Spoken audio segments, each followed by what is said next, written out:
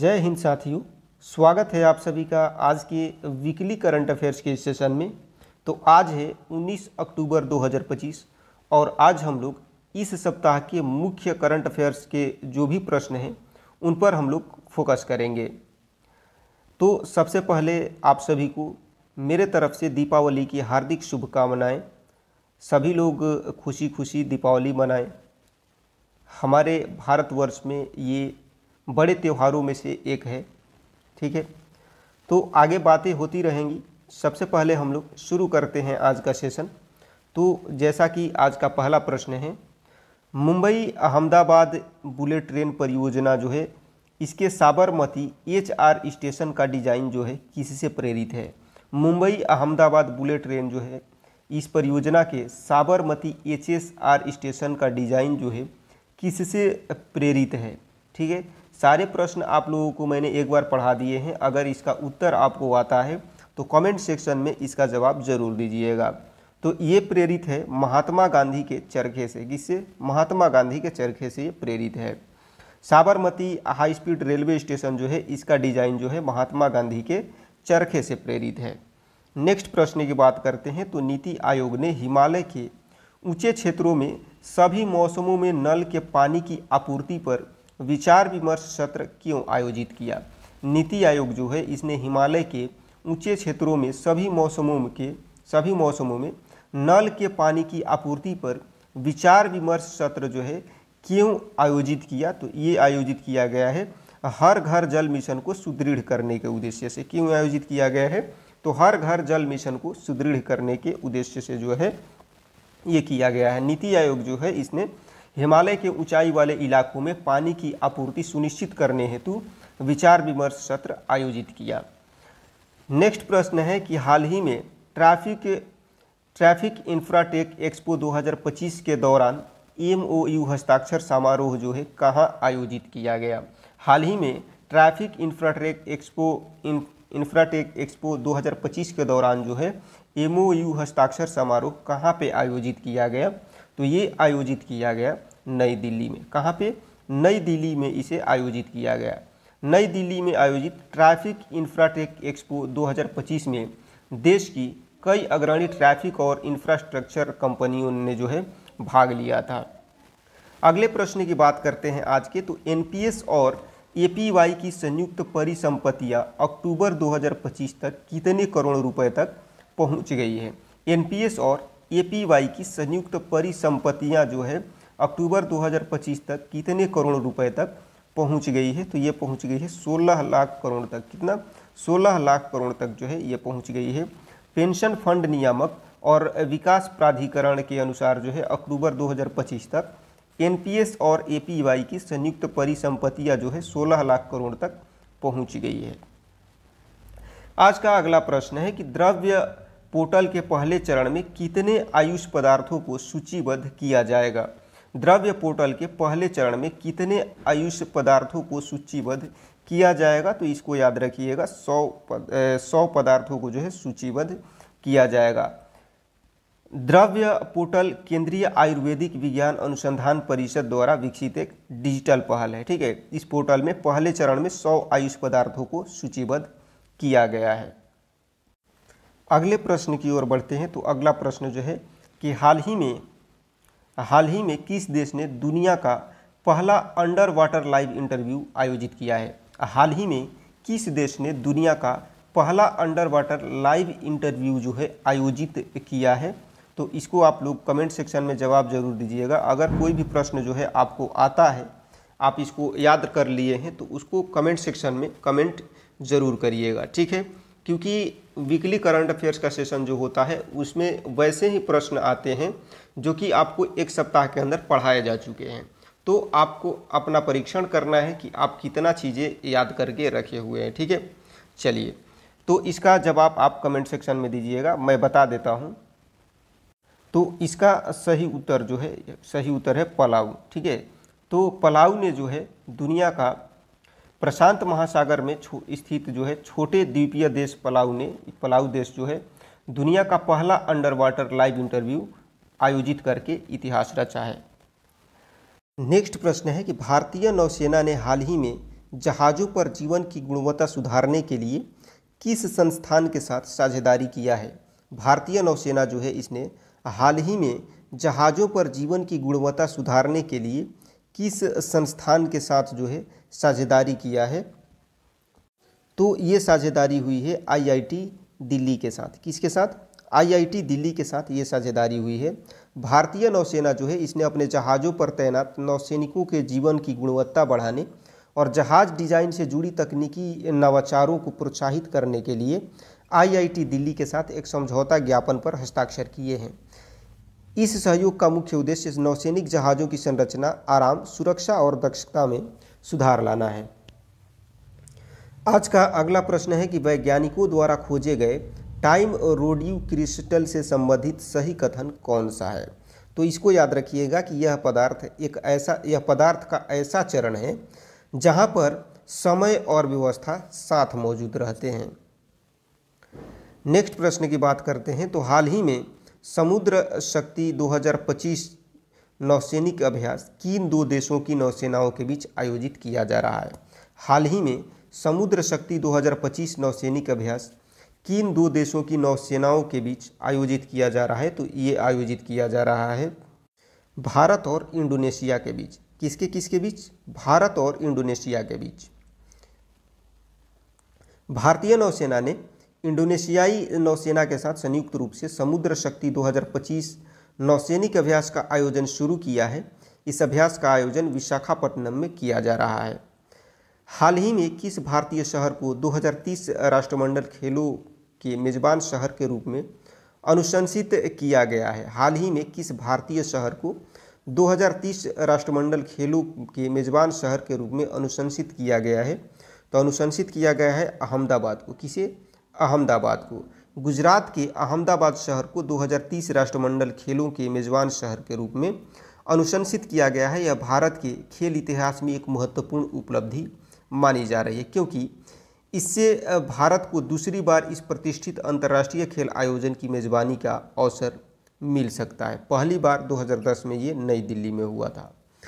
भारत के किस para power lifter ने 2025 पैरा पावर लिफ्टिंग विश्व चैंपियनशिप में कांस्य पदक जीता है?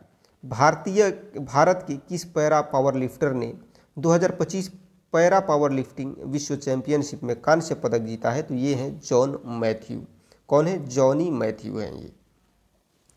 भारत का para power lifter Johnny Matthew ने मिस्र के काहिरा में आयोजित 2025 पैरा पावर लिफ्टिंग विश्व चैंपियनशिप में 65 किलोग्राम लीजन वर्ग में कांस्य पदक जीत करके देश का गौरव बढ़ाया है।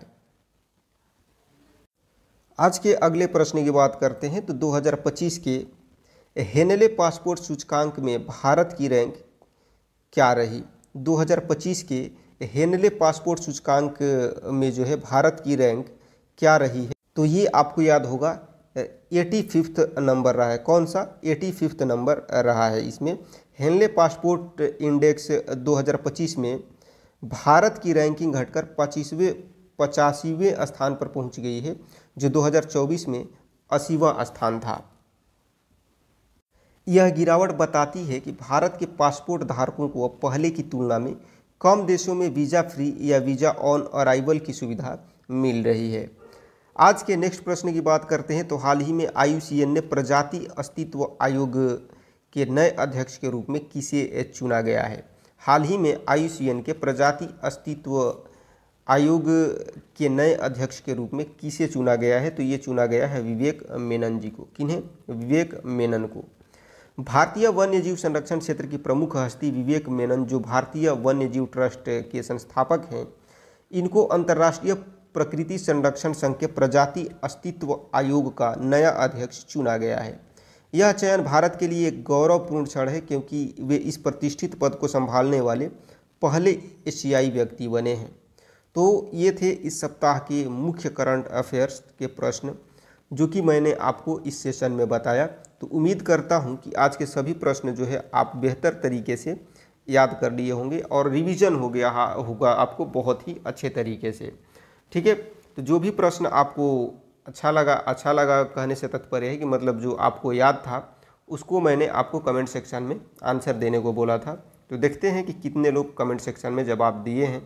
ठीक है, तो नेक्स्ट वीक में ऐसे ही करंट अफेयर्स के साथ मैं मिलूंगा। हालांकि हर रोज़ करंट अफेयर्स का सेशन चलते रहता है, तो डेली करंट अफेयर्स से जुड़े रहने के लिए चैनल को सब्सक्राइब करना नहीं भूलिएगा। अगर आप हमारे चैनल पर नए हैं तो हर रोज़ आपको 5 AM में, कितना बजे, 5 AM में जो है आपको हर रोज़ डेली करंट अफेयर्स का सेशन मिल जाता है और आप लाइव की तरह इसको देख सकते हैं। ठीक है, तो मिलते हैं आपसे नेक्स्ट क्लास में। एक बार फिर से सभी को दीपावली की हार्दिक शुभकामनाएं।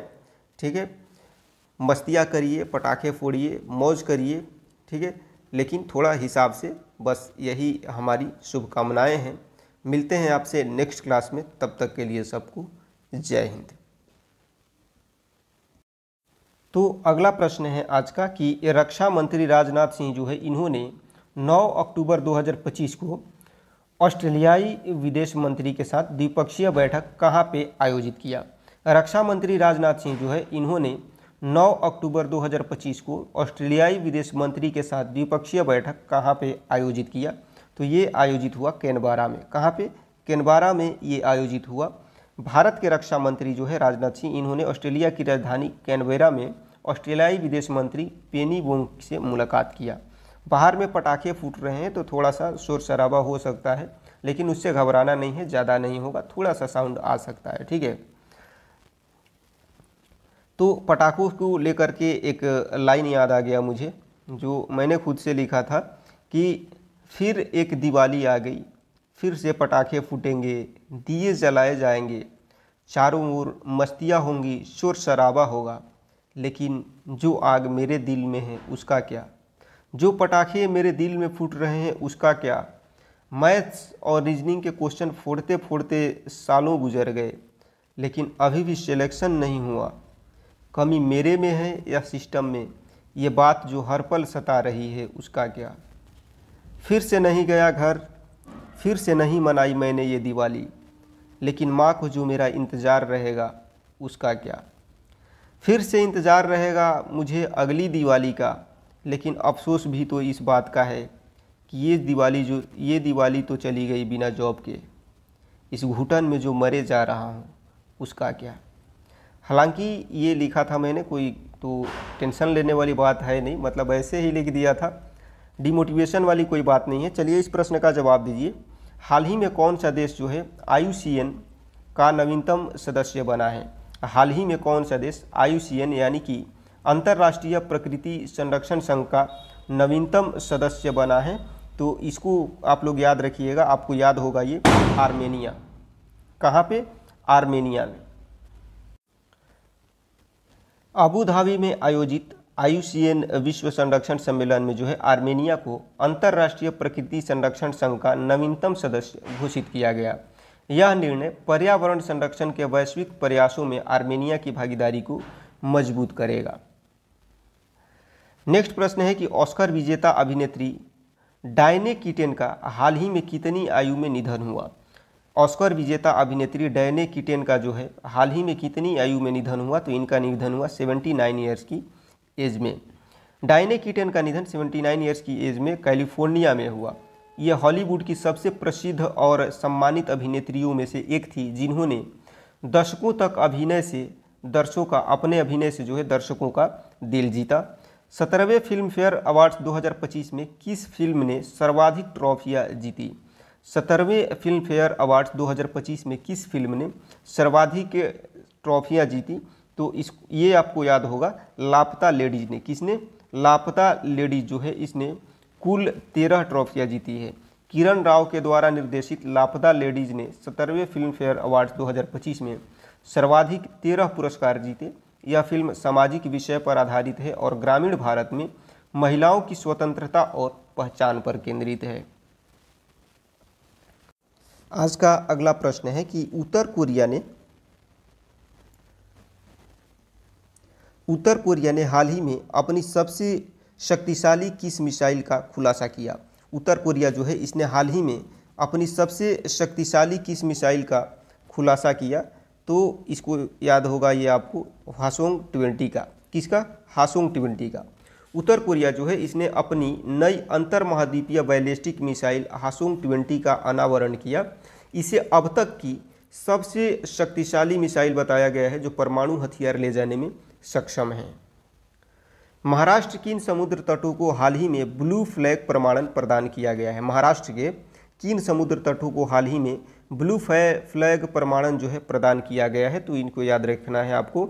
श्रीवर्धन, नागांव, परनाका, गुहागर और लाइधर, ये 5 समुद्र तट हैं जिनको हाल ही में ब्लू फ्लैग का प्रमाणन प्रदान किया गया है। ब्लू फ्लैग प्रमाणन जो है एक अंतर्राष्ट्रीय पर्यावरणीय मानक है जो समुद्र तटों की स्वच्छता, सुरक्षा और पर्यावरणीय प्रबंधन के लिए दिया जाता है। महाराष्ट्र के ये 5 तट है, श्रीवर्धन, नागांव, परनाका, गुहागर और लाइधर, इनको ये प्रमाणन प्राप्त हुआ है। नेक्स्ट प्रश्न है, प्रधानमंत्री नरेंद्र मोदी जी ने हाल ही में किस राज्य में पहले एकीकृत एक्वा पार्क का आधारशिला रखा है? प्रधानमंत्री नरेंद्र मोदी ने हाल ही में किस राज्य में पहले एकीकृत एक्वा पार्क की आधारशिला रखी? तो ये आधारशिला रखी गई है नागालैंड में। कहाँ पे?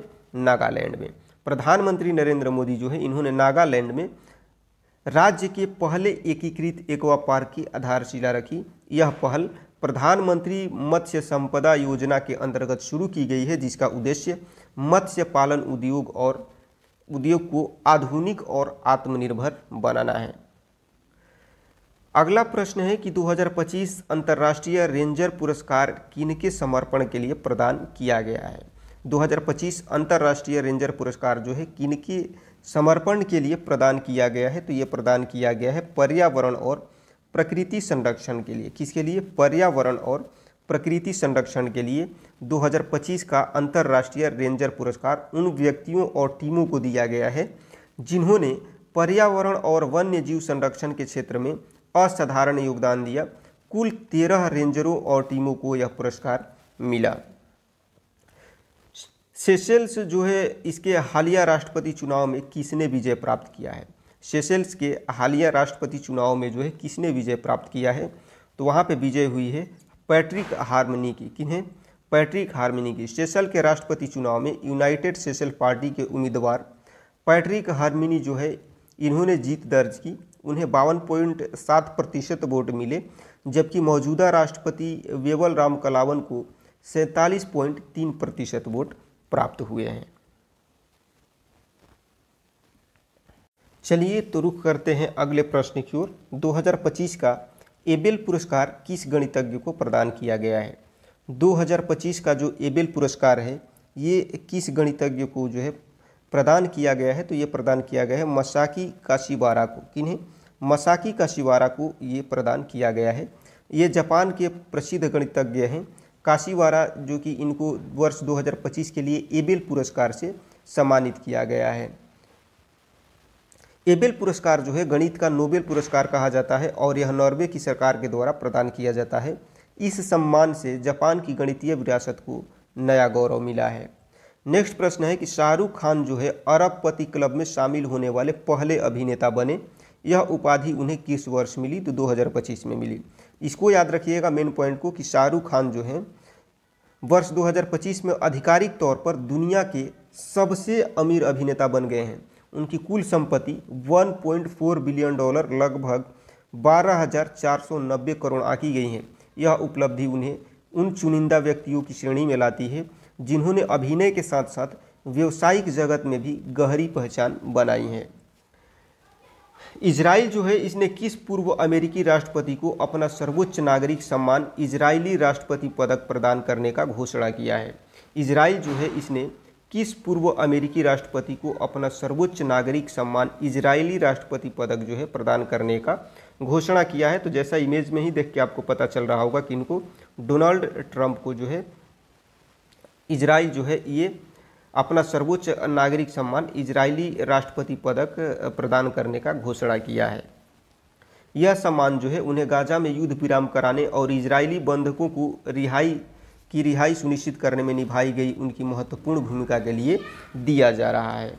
नेक्स्ट प्रश्न है कि कौन सा देश हेपेटाइटिस बी, HIV और सिफिलिस के माँ से बच्चे में संक्रमण के 3 गुना उन्मूलन को प्राप्त करने वाला पहला देश बना है? कौन सा देश हेपेटाइटिस बी, HIV और सिफिलिस के मां से बच्चे में संक्रमण के 3 गुना उन्मूलन को प्राप्त करने वाला पहला देश बना है, तो ये है मालदीव। कौन सा? मालदीव। मालदीव जो है विश्व का पहला देश बन गया है जिसने हेपेटाइटिस बी, HIV और सिफिलिस के मां से बच्चे में संक्रमण के 3 गुना उन्मूलन के लिए विश्व स्वास्थ्य संगठन द्वारा मान्यता प्राप्त हुई है। यह ऐतिहासिक उपलब्धि है एक, जो सार्वजनिक स्वास्थ्य प्रणाली की मजबूती को दर्शाती है। नेक्स्ट प्रश्न है कि गूगल ने भारत के किस शहर में 15 अरब डॉलर का निवेश करके AI डेटा सेंटर स्थापित करने का घोषणा किया है। गूगल जो है इसने भारत के किस शहर में 15 अरब डॉलर का निवेश करके AI डेटा सेंटर स्थापित करने का घोषणा किया है, तो ये घोषणा की गई है विशाखापत्तनम में स्थापित करने की। गूगल जो है इसने आंध्र प्रदेश के विशाखापत्तनम में एक विश्व स्तरीय आर्टिफिशियल इंटेलिजेंस यानी कि AI डेटा सेंटर स्थापित करने का घोषणा किया है। कंपनी अगले 5 वर्षों में इस परियोजना पर लगभग 15 अरब डॉलर का निवेश करेगी, जिससे भारत में गूगल का सबसे बड़ा AI हब तैयार होगा। नेक्स्ट प्रश्न की बात करें तो नीति आयोग की हालिया रिपोर्ट जो है भारत की नीली अर्थव्यवस्था का मुख्य उद्देश्य क्या है। नीति आयोग की हालिया रिपोर्ट भारत की नीली अर्थव्यवस्था, इसका मुख्य उद्देश्य क्या है, तो इसका मुख्य उद्देश्य है गहरे समुद्र और अपतटीय मत्स्य पालन के विकास की रणनीति बनाना। इसका मुख्य उद्देश्य क्या है, तो गहरे समुद्र और अपतटीय मत्स्य पालन के विकास की रणनीति बनाना इसका मुख्य उद्देश्य है। नीति आयोग जो है इसके CEO VVR सुब्रमण्यम जो है इन्होंने भारत की नीली अर्थव्यवस्था, गहरे समुद्र और मत्स्य पालन के दोहन की रणनीति शीर्षक से एक रिपोर्ट जारी की है। इस रिपोर्ट का उद्देश्य समुद्री संसाधनों का अस्थायी और वैज्ञानिक उपयोग सुनिश्चित करना है ताकि भारत वैश्विक मत्स्य पालन नेतृत्व हासिल कर सके। अगला प्रश्न है कि भारत के किस राज्य ने हाल ही में CM फ्लाइट नाम की नई सरकारी एयर सेवा शुरू की है। भारत के किस राज्य ने हाल ही में CM फ्लाइट नाम की नई सरकारी एयर सेवा शुरू की है, तो ये शुरू किया है असम ने। किसने? असम ने इसे शुरू किया है। असम सरकार जो है इसने हाल ही में CM फ्लाइट नाम की नई सरकारी एयर सेवा शुरू की है। इसका उद्देश्य राज्य के दूर दराज इलाकों में प्रशासनिक रूप से बेहतर तरीके से जोड़ना और आपातकालीन स्थितियों में तेजी से सहायता पहुंचाना है। अगले प्रश्न की बात करें तो काजीरंगा राष्ट्रीय उद्यान की निदेशक डॉक्टर सोनाली घोष को हाल ही में कौन सा अंतर्राष्ट्रीय पुरस्कार प्राप्त हुआ है। काजीरंगा राष्ट्रीय उद्यान की निदेशक डॉक्टर सलोनी घोष को हाल ही में कौन सा अंतर्राष्ट्रीय पुरस्कार जो है प्राप्त हुआ है, तो इनको प्राप्त हुआ है WCPA केंटन मिलर पुरस्कार। WCPA केंटन मिलर पुरस्कार जो है इनको प्राप्त हुआ है। डॉक्टर सोनाली घोष जो काजीरंगा राष्ट्रीय उद्यान की क्षेत्र निर्देशक है, इनको संयुक्त अरब अमीरात के अबू धाबी में आयोजित IUCN विश्व संरक्षण सम्मेलन में प्रतिष्ठित WCPA केंटन मिलर पुरस्कार से जो है सम्मानित किया गया है। अगला प्रश्न है कि दिल्ली सरकार ने प्रदूषण नियंत्रण और पर्यावरण संरक्षण के लिए किस क्षेत्र को आरक्षित वन घोषित किया है। दिल्ली सरकार जो है इसने प्रदूषण नियंत्रण और पर्यावरण संरक्षण के लिए किस क्षेत्र को आरक्षित वन घोषित किया है, तो ये घोषित किया गया है दक्षिणी रीज को। किसे? दक्षिणी रीज को। दिल्ली सरकार जो है इसने राजधानी के दक्षिणी हिस्से में फैले लगभग 41 वर्ग किलोमीटर क्षेत्र को आरक्षित वन घोषित किया है। यह क्षेत्र दक्षिणी रीज के अंतर्गत आता है और इसका उद्देश्य प्रदूषण से निपटना, हरित आवरण बढ़ाना और पर्यावरणीय संतुलन को मजबूत करना है। नेक्स्ट प्रश्न है कि भारतीय रिजर्व बैंक के सितंबर 2025 के बुलेटिन के अनुसार UPI लेन देन तीव्रता के मामले में भारत का कौन सा राज्य सबसे आगे है। भारतीय रिजर्व बैंक के सितंबर 2025 बुलेटिन के अनुसार UPI लेन देन तीव्रता के मामले में भारत का कौन सा राज्य जो है सबसे आगे है, तो इसमें है तेलंगाना सबसे आगे है। भारतीय रिजर्व बैंक के द्वारा सितंबर 2025 में प्रकाशित एक अध्ययन के अनुसार तेलंगाना राज्य जो है UPI लेन देन तीव्रता के मामले में भारत में सबसे आगे उभरा है। DRDO जो है इसने पूरे भारत में 300 मेगावाट और सौर परियोजनाएं विकसित करने के लिए किस संस्था के साथ समझौता किया है। DRDO ने पूरे भारत में 300 मेगावाट सौर परियोजनाएं विकसित करने के लिए किस संस्था के साथ समझौता किया है, तो ये समझौता हुआ है भारतीय सौर ऊर्जा निगम के साथ। किसके साथ? भारतीय सौर ऊर्जा निगम के साथ ये समझौता हुआ है। नेक्स्ट प्रश्न की बात करें तो रक्षा मंत्री राजनाथ सिंह ने किस लेखक के द्वारा लिखित पुस्तक रेडी, रेलिवेंट एंड रिजिलियंट 2 का विमोचन किया है? तो ये इन्होंने विमोचन किया है जनरल अनिल चौहान की पुस्तक का। किनकी? जनरल अनिल चौहान के द्वारा लिखित पुस्तक का। रक्षा मंत्री राजनाथ सिंह जो है इन्होंने नई दिल्ली में chief of defence staff general Anil Chauhan द्वारा लिखित पुस्तक ready, relevant and resilient 2 shaping a future ready force का विमोचन किया है। अगले प्रश्न की बात करते हैं। टीवी धारावाहिक महाभारत में कर्ण की भूमिका निभाने वाले अभिनेता पंकज धीर का हाल ही में कितनी आयु में निधन हुआ है? लगता है कि क्लास नहीं चलाने देगा सब बच्चा, खैर कोई बात नहीं। टीवी धारावाहिक महाभारत में कर्ण की भूमिका निभाने वाले अभिनेता पंकज धीर का हाल ही में कितनी आयु में निधन हुआ है? तो इनका निधन हुआ है 68 ईयर्स की आयु में। कितने? 68 ईयर्स की आयु में। प्रसिद्ध अभिनेता पंकज धीर जो है जिन्होंने BR चोपड़ा के लोकप्रिय टीवी धारावाहिक महाभारत में कर्ण की प्रतिष्ठित भूमिका निभाई थी, इनका 68 वर्ष की आयु में मुंबई में निधन हो गया। वे लंबे समय से कैंसर से पीड़ित थे और पिछले कुछ महीनों से उपचाराधीन भी थे। भारतीय रेलवे ने हाल ही में लॉजिस्टिक इकोसिस्टम को सशक्त बनाने के लिए कौन सी नई सेवाएं शुरू की हैं? भारतीय रेलवे ने हाल ही में लॉजिस्टिक इकोसिस्टम को सशक्त बनाने के लिए कौन सी नई सेवाएं शुरू की है? तो इन्होंने शुरू किया है डोर टू डोर माल और पार्सल सेवाएं। कौन सा? डोर टू डोर माल और पार्सल सेवाएं शुरू किया गया है। रेल मंत्री अश्विनी वैष्णव जो है इन्होंने भारत के लॉजिस्टिक नेटवर्क को सुदृढ़ बनाने और माल परिवहन को अधिक कुशल बनाने के उद्देश्य से 3 नई माल ढुलाई और पार्सल सेवाओं का उद्घाटन किया। इन सेवाओं को डोर टू डोर मॉडल पर आधारित किया गया है ताकि व्यापारी, उद्योगपति और छोटे व्यवसायी सीधे रेल सेवा से जुड़ सकें। नेक्स्ट प्रश्न की बात करते हैं तो 69 वर्ष की आयु में हृदय गति रुकने से निधन होने वाले गोवा के किस वरिष्ठ नेता और वर्तमान कृषि मंत्री का नाम है? 69 वर्ष की आयु में हृदय गति रुकने से निधन होने वाले गोवा के किस वरिष्ठ नेता और वर्तमान कृषि मंत्री का नाम है? तो ये है रवि नायक जी। कौन? रवि नायक। गोवा के पूर्व मुख्यमंत्री और वर्तमान कृषि मंत्री रवि नायक जो हैं इनकी 79 वर्ष की आयु में हृदय गति रुकने से निधन हो गया। वे राज्य की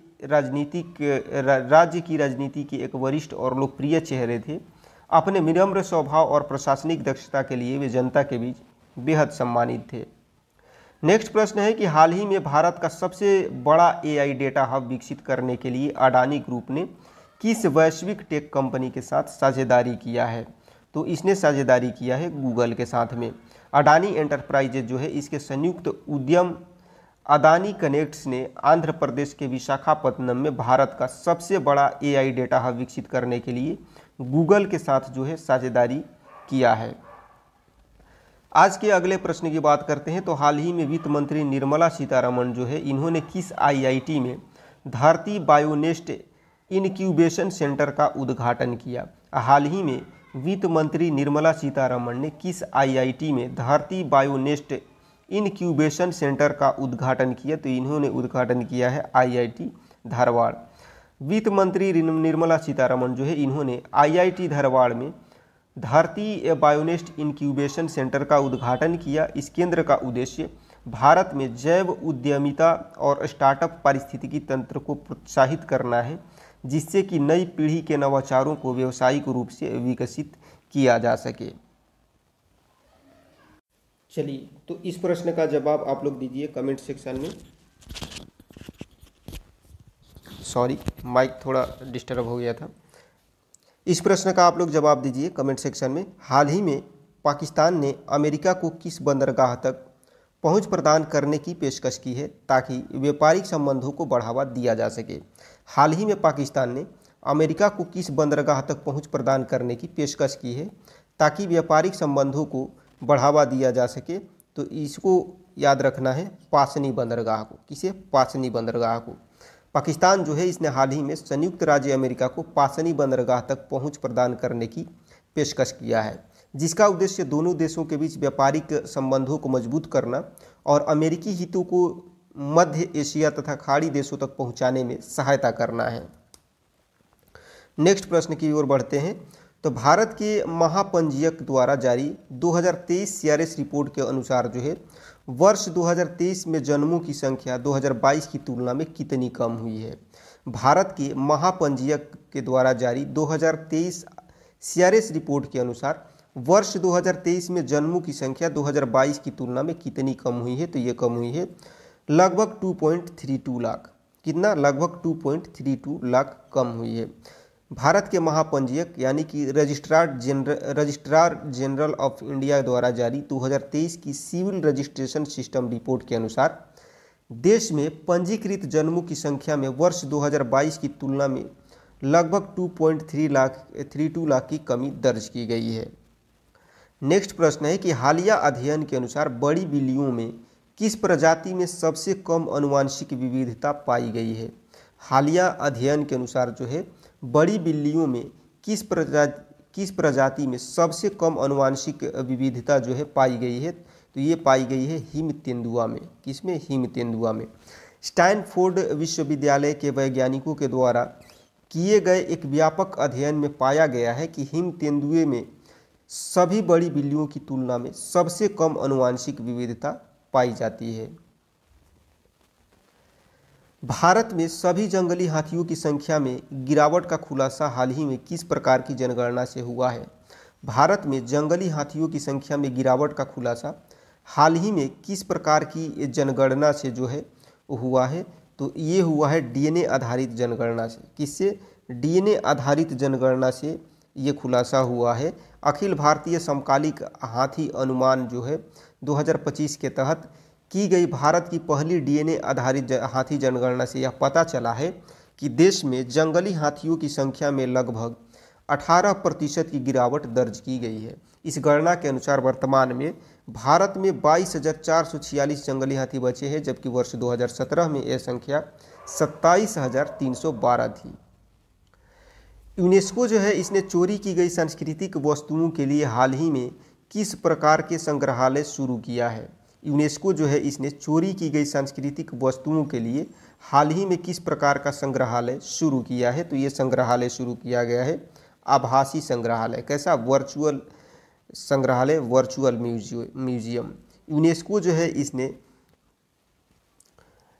यूनेस्को ने मॉन्डी एक्वल्ट 2025 सम्मेलन के दौरान चोरी या अवैध रूप से तस्करी की गई सांस्कृतिक वस्तुओं के लिए एक आभासी संग्रहालय का आधिकारिक शुभारंभ किया है।